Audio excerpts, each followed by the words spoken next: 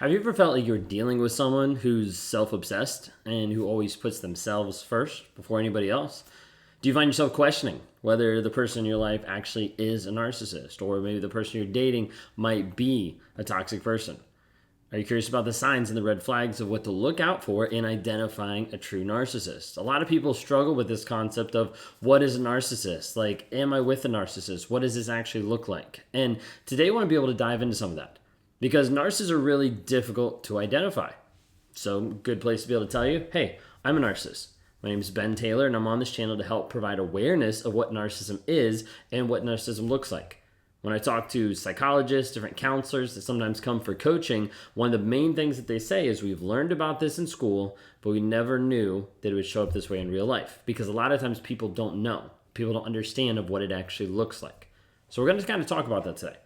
Because it's difficult to identify someone if they're being a narcissist. We're not using this to diagnose for all the people out there that are going to get upset about this. But what we're doing is just saying, hey, if it looks like a duck, and it walks like a duck, and it quacks like a duck, and it eats like a duck, and it swims like a duck, it might be a duck. So let's at least be careful, and let's at least use some common sense when we're looking at different characteristics in another person to identify, is this person toxic? Should I be with this person? Does this actually make sense?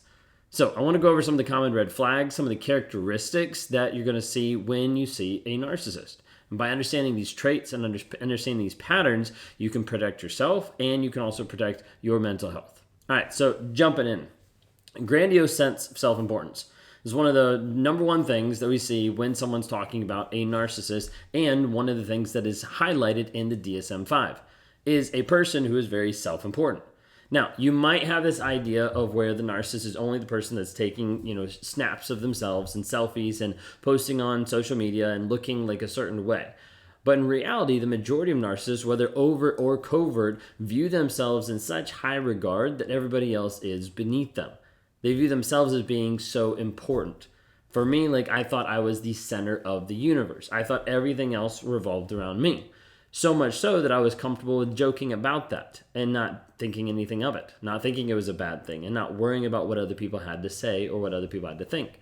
But I expected other people to be there for me, to serve me, to respond as quickly as I wanted them to respond, to do the things that I wanted them to do because it was about me.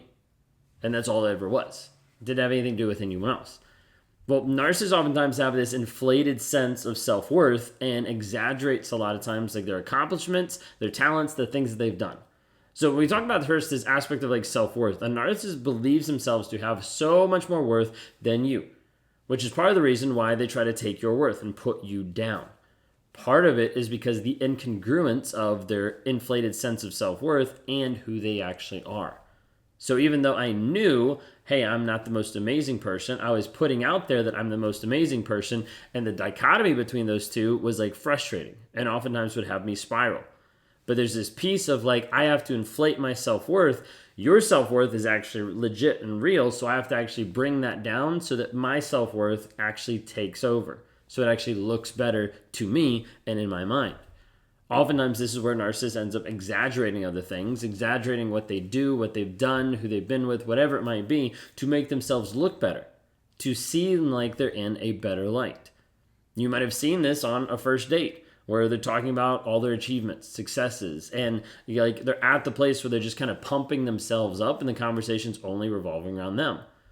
But what you'll see sometimes, especially in covert, is you might try to challenge them, or you might try to criticize them in one area. Hey, can I give some constructive feedback or something like that? And then it blows up. And you realize that this person gets really defensive and really hostile when something like this gets brought up. So it's one of the things to kind of be careful of and understand that when you're in a relationship with someone like this, a lot of times they cannot take criticism because they view any type of criticism as being a form of attack.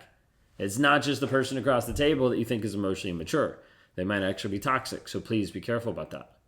The second one that a lot of times people point out, and this is probably the staple for narcissism of what people normally think of, besides the snapping selfies and it being all about them, the second thing they probably think of is lack of empathy, which is interesting because narcissists struggle to empathize with others and to show concern for anybody. And typically there's no concern there at all because it's all about them. Right? In a relationship, any concern I had for another person was a direct reflection of me. So like if I was worried about the other person, like I wasn't worried necessarily they were safe. I was worried that they were out like leaving me, that they were out like rejecting me. I wasn't worried about what they were doing or saying or anything like that. I was worried about how that was going to reflect on me, how that was going to impact me. It all comes back around. And sometimes you'll find narcissists, they're very quote unquote caring because they're like, oh, like let me care for you so much because of how it reflects back on them. Now, I think it's important to highlight that the majority of people say narcissists lack empathy. They're incapable. They don't have any empathy at all. And I don't think that's true. I think there's a lot more narcissists out there that have empathy, or at the very least, cognitive empathy. But the difference is their lack of willingness to being able to identify and acknowledge the needs of others. It's actually from the DSM-5. Like they are unwilling. Unwilling is the phrase. Unwilling to acknowledge or identify with the feelings and needs of others. And so like you need to understand like there is a point of like no return in like a conversation with a narcissist where you get so upset and where they realize like, oh, if I actually show empathy here, then I'm going to be the bad guy. Can't be the bad guy because it's all about me. So then I have to either walk away, scream and yell to try to fix the problem, like say forget you, do whatever, so I can actually avoid that accountability. So there's a lot of narcissists, I think, out there that have empathy, but they're unwilling to show it because of what it reveals about themselves. It's all circular. It's all back to the narcissist every single time. So this lack of empathy, like they may end up using like pieces of it to belittle, dismiss your feelings because your feelings don't matter. Like they don't actually count in the relationship. Or sometimes you'll see just a complete lack of remorse or even guilt over their actions. I think a lot of narcissists deal with different pieces of guilt and shame, but it's hidden really fast. It's compartmentalized, it's boxed up and pushed to the side so that they don't have to be accountable of the things that are actually going on. All right, so number 3, need for admiration.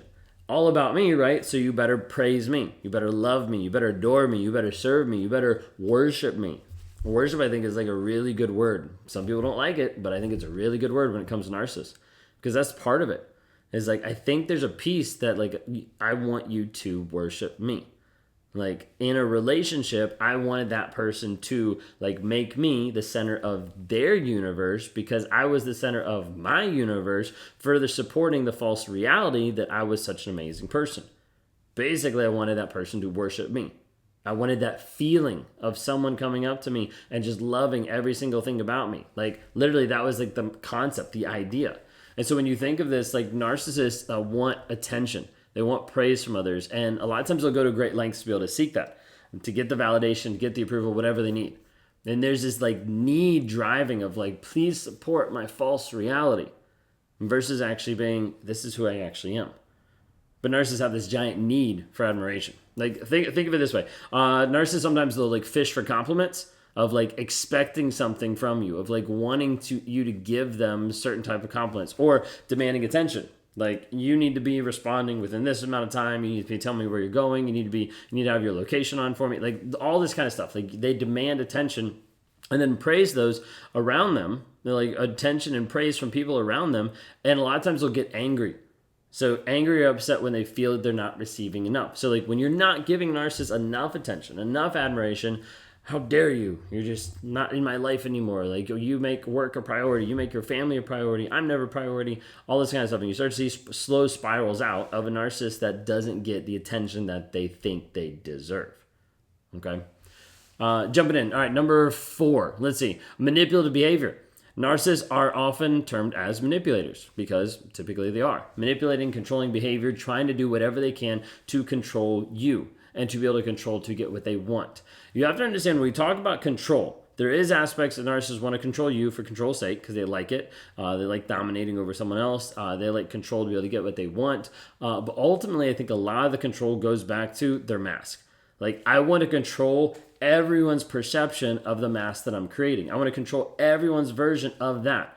Now, out of that concept, it means I control you to be the person I want you to be and to fit in the mold that I want you to fit. It means I control everyone else and their perception of me. It also means I control like the things that I'm doing, the things that I'm saying and to other people to make sure it looks like what I want. And so there's a piece of like controlling what I want, controlling others, all go into this facade of I need to control the mask. And this is where you see gaslighting, emotional abuse, manipulation, triangulation, all these different things come to play, trying to make sure that they control you to protect the mask. Then we have like some of the manipulative behavior of like using this gaslighting to make you doubt your reality, your perception of what's actually going on. Like you've been in the relationship and you've caught him with, scandalous texts or things that are going on. You're like, this doesn't make sense. And he blows it off of like, that's not a big deal. Like, that's just my work wife, right? Like, that's just someone that, I talk to every once in a while. There's nothing going on. Why would you think that? I'm faithful. All this stuff of gaslighting you to make you believe that you're crazy in what you actually saw. Or sometimes they're going to enrage out and have emotional abuse, name calling, withholding affection, et cetera, et cetera. All right, last one here, lack of accountability. Narcissists often refuse to take responsibility for their actions and blame other people for their mistakes. Like, I would always blame other people. It was never my fault. It was always someone else. There was always some other reason, but it couldn't be me. It's just impossible. Like, it's impossible for it to actually be my fault, my problem. It always had to be someone else. And so I'd always take that and put the blame on someone else. So I was the victim, and I was the victim of everybody else, but it wasn't my fault. Blaming other people, deflecting responsibility, like doing anything, then owning up to my actions. So narcissists a lot of times will do a lot of these different things. Typically you have the grandiose sense of self-importance, a lack of empathy, need for admiration, manipulative behavior, and a lack of accountability. Now, if you're with someone right now and you're seeing these things happen on a consistent basis, I want you to reach out for help. One of the tools we've created to break you free from the mindset and from the trauma bond of being trapped with a narcissist is joining the Clarity Challenge. Like, if you suspect you're dealing with a narcissist in your life, it's important to take these steps to move forward and protect yourself. I want you to join the 45-day Clarity Challenge today. And go to claritychallenge.net to sign up, learn more about your healing, find clarity in your situation, and start to rewire your mindset that keeps you going back to this toxic person, thinking and wondering, do they actually care? Do they actually want me in their life? What is actually going on? So go to claritychallenge.net and sign up today.